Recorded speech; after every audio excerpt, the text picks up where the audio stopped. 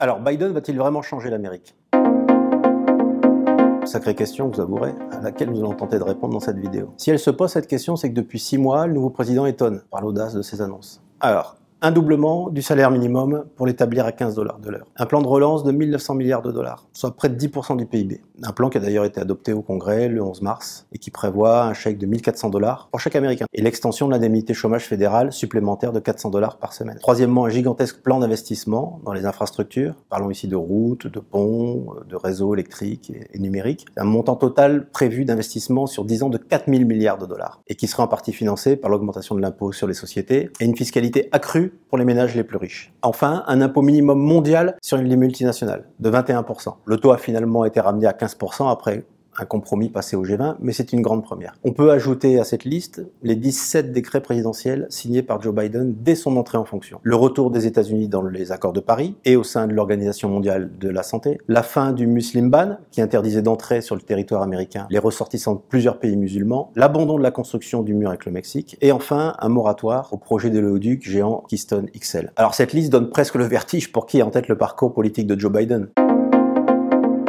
Depuis son élection au Sénat en 1972, il a toujours été un modéré, un centriste, et enclin au compromis avec les républicains et au compromis avec les idées dominantes. Dans les années 70, il vote l'amendement Hyde, qui interdit tout financement fédéral de l'avortement, pourtant reconnu comme un droit constitutionnel depuis un arrêt de la Cour suprême de 1973. Dans les années 80, il vote des deux mains les allègements massifs d'impôts voulus par Ronald Reagan. Et dans les années 90, il se fait le chantre des politiques ultra-répressives en rédigeant la loi sur la criminalité de 1994, signée par Bill Clinton, et qui déclenche une hausse vertigineuse de la population carcérale. Alors on peut légitimement se demander ce qui est arrivé à Joe Biden. John Mason a une hypothèse. John Mason est professeur de sciences politiques à l'université William Patterson, dans le New Jersey, et il la formule en ces termes. Si Joe Biden est un centriste, cela veut dire qu'il suit le centre de gravité de son parti. Quand celui-ci évolue à gauche, il suit. Le magazine marxiste Jacobin dit à peu près la même chose lorsqu'il titre dès janvier « Si Joe Biden vire à gauche, vous pouvez remercier la gauche ». Le nouveau positionnement politique de Joe Biden correspond donc à une évolution centrale majeure de la vie politique américaine. Le glissement à gauche des électeurs démocrates. Il s'agit d'un phénomène sans doute rendu trop peu visible, voire invisible, par le glissement à droite des électeurs républicains, incarné par Donald Trump et le Trumpisme. Les deux évolutions conjuguées traduisent le phénomène le plus marquant de la période aux États-Unis, la polarisation. Elle est politique, idéologique, sociologique et géographique. Pour ce qui nous intéresse aujourd'hui, savoir l'évolution à gauche, on peut dire qu'elle s'est vraiment accélérée au cours des mandats de Barack Obama, qui ont généré déception et frustration. Disons qu'à partir de 2010, les mouvements sociaux gagnent de l'audience et du terrain, alors que les inégalités sociales, raciales, de genre continuent de progresser. La campagne de Bernie Sanders, lors de la primaire démocrate de 2016, catalyse ces revendications et mobilisations et en fait un projet politique. Un projet notamment porté par la nouvelle génération. On les appelle les millennials aux États-Unis.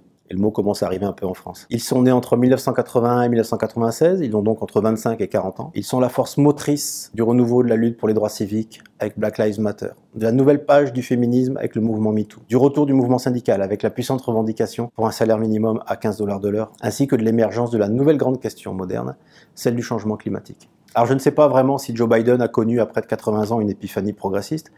En tout cas, je suis à peu près sûr qu'il a appris quelque chose de la vie politique et sans doute encore plus des mandats de Barack Obama. Si on ne gouverne pas en lien avec sa base sociale et politique, on est réduit à l'impuissance. C'est en effet ce qui est arrivé à Barack Obama lorsqu'il a perdu en 2010 la majorité de la Chambre des représentants, lors des élections de mi-mandat, 2 ans seulement après son entrée à la Maison-Blanche.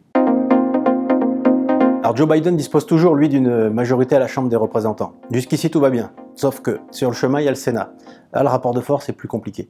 Alors théoriquement, les démocrates ont une majorité, puisqu'ils disposent de la voix prépondérante de Kamala Harris, qui départage les 50 sénateurs démocrates et les 50 sénateurs républicains. En pratique, c'était un peu plus compliqué. Un peu plus compliqué parce que 2 sénateurs démocrates, dits modérés, Joe Manchin et Kyrsten Sinema, refusent de voter les lois les plus progressistes, comme le salaire minimum à 15 $. Ensuite, c'est beaucoup plus compliqué car les républicains usent une pratique d'obstruction parlementaire connue sous le nom de filibuster, qui nécessite un vote à la majorité qualifiée, soit 60 sénateurs. Il ne faut vraiment pas s'attendre à ce que 10 sénateurs républicains votent des projets de loi très progressiste. En revanche, il peut être mis fin au filibuster à une majorité simple, 50 voix. Celle dont disposent toujours, théoriquement, les démocrates. Sauf que Manchin et Sinema refusent de l'abolir. Il faut se figurer à quel point le Sénat des États-Unis est un organe antidémocratique. Chaque État est représenté par 2 sénateurs. Donc le Wyoming, avec ses 700 000 habitants, envoie 2 sénateurs. La Californie et ses 40 millions d'habitants envoient également 2 sénateurs. Ce qui donne un avantage évident aux États ruraux, qui sont également des bastions républicains. Si on prend les 22 États les moins peuplés du pays, Ils comptent 40 millions d'habitants et sont représentés par 44 sénateurs. Tandis que l'État le plus peuplé du pays, la Californie toujours donc, n'a que 2 sénateurs. Bon, résumons.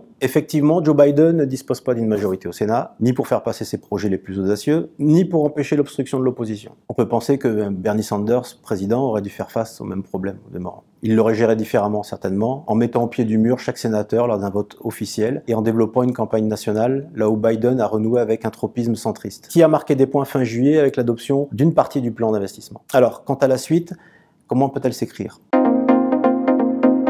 Le blocage institutionnel va sûrement perdurer jusqu'aux élections de novembre 2022. C'est un scrutin qui est habituellement peu favorable au parti du président en place. Si les Républicains regagnaient la Chambre, le blocage alors serait absolument total. En fait, pour que les annonces de Biden puissent devenir des lois, il faudrait que les démocrates gagnent 2 sièges, avec des élus favorables à l'abolition du filibuster. En attendant, une partie de l'avenir du pays se jouera au printemps prochain, lors des primaires. C'est là qu'au sein des 2 grands partis se joue la bataille entre modérés et radicaux. L'affaire semble entendue au parti républicain, manifestement trumpisé pour longtemps, mais pas encore au sein du parti démocrate, où le bras de fer entre l'establishment et l'aile Sanders se poursuit. Les primaires sont un moment absolument clé. C'est ainsi qu'en août 2018, vous en souvenez peut-être, une jeune militante milléniale, totalement inconnue du grand public, avait battu, à la stupéfaction générale, le baron local new-yorkais Joe Crowley.